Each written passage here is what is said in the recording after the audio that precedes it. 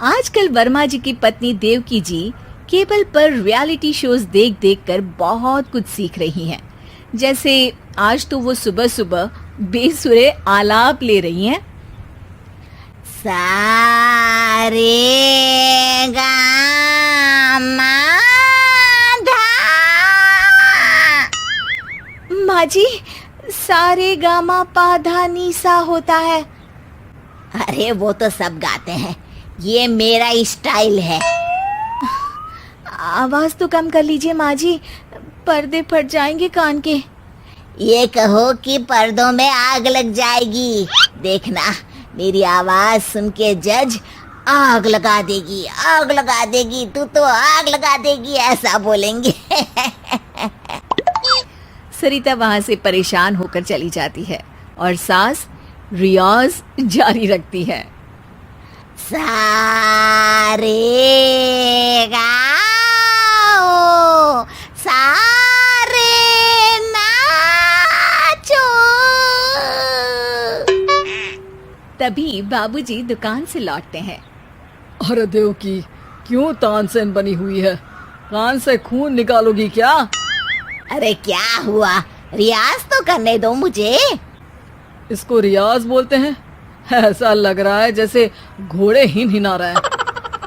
घोड़े पे बैठ के ही बम्बई जाऊंगी मैं तो, जब जज साहब कहेंगे कि देवकी तुम मुंबई आ रही हो। जज साहब, वो अदालत वाले? अरे नहीं नहीं, बड़े लोग हैं, आप नहीं जानते हैं। ओ मैं तो छोड़ चली अपना ये देश, बम्बई मुझे प्यारा लगे। गाना गाती हुई देवकी चली जाती है और बाबूजी अपनी सरफिरी पत्नी के इस संगीत प्रेम की चर्चा करने बहू के पास चले जाते हैं। अरे सरिता बेटा, सुनो तो, ये तेरी सास को क्या हुआ है बेटा? सुबह तो अच्छा भला छोड़कर गया था इसे। सिंगर बनेगी अब वो। सिंगिंग रियलिटी शो में जाने की सुबह से तैयारियां चल रही हैं इनकी। हाँ, अब तो कोयल के सुर मेंढक छेड़ेगा। हे भगवान, सद्बुद्धि दो इसे। इधर बाबूजी भगवान को कहते हैं और उधर राधा रानी प्रकट हो जाती है, देवकी की मोहल्ले की सबसे पक्की दोस्त। क्यों री देवकी, काहे इतना गला फाड़ रही है? कोई चीखने चिल्लाने का कंपटीशन है क्या? अरे ये देख, नया सिंगिंग शो, मैं भी गाऊंगी, हिंदुस्तान के दिलों की धड़कन बनूंगी। अरे इतना बेसुरा गा के दिलों की धड़कन नहीं, दिलों का अटैक बन जाएगी। इससे तो अच्छा है कि नाच ही ले। वैसे भी दिन भर मोहल्ले में नाचती तो रहती है तू, कभी इसके घर कभी उसके घर।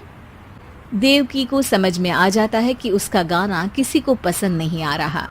अगले दिन सरिता देखती है कि सास पैरों में घुंघरू बांध के नाच रही है।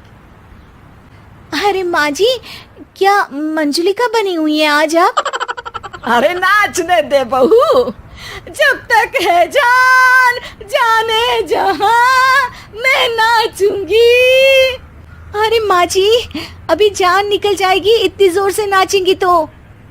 अरे अरे, क्या कर रही हो? अरे दिख नहीं रहा, डांस कर रही हूँ।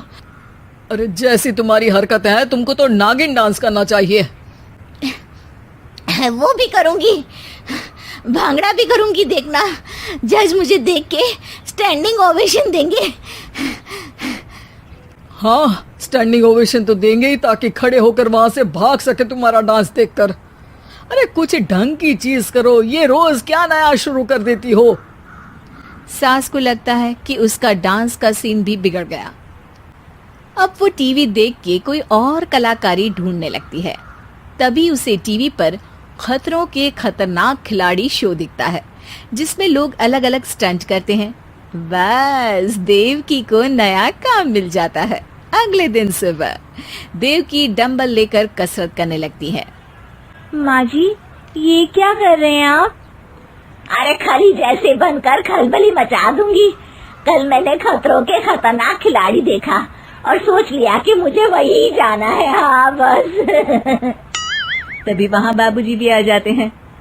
अरे इतना भारी डंबल, अरे गिर मत जाना कहीं लेकर। अरे चुप करो, तुमसे कुछ नहीं होता इसका मतलब ऐसा नहीं कि मुझसे भी कुछ नहीं होगा। मैं तो खतरों के खतरनाक खिलाड़ी में जाने वाली हूँ। हाँ, मैं तो इस शो में तभी गया था जब तुमसे शादी हुई थी। तुमसे शादी करना भी खतरों के खतरनाक खिलाड़ी में जाने से कम थोड़ी ना। अब चुप भी रहिए। अरे बहू, वो भारी वाला डंबल उठा कर ला तो। अरे ना माँ जी, आप संभाल नहीं पाओगी। अरे मैंने टीवी में देखा था, एक आदमी कार उठा लेता है, इतना तो मैं उठा ही सकती हूँ ना। बहू घबराते हुए भारी वाले डंबल माँ के हाथ में दे देती है। जैसे ही माँ दोनों हाथ ऊपर करती है, पूरे शरीर का बैलेंस बिगड़ जाता है और वो पीछे की तरफ गिर जाती है। डंबल जाकर टीवी में लगता है और टीवी फूट जाती है। माँ जी, उठिए माँ जी। बाबूजी बहुत तेज हंसने लगते हैं। बाबा बाबा, टीवी और बीवी दो टेंशन थे मेरे, आज एक कम हो ही गया। बहू भी सास को उठाते उठाते इस बात पर ताली बजाकर हंसने लगती है और देवकी फिर से गिर जाती है।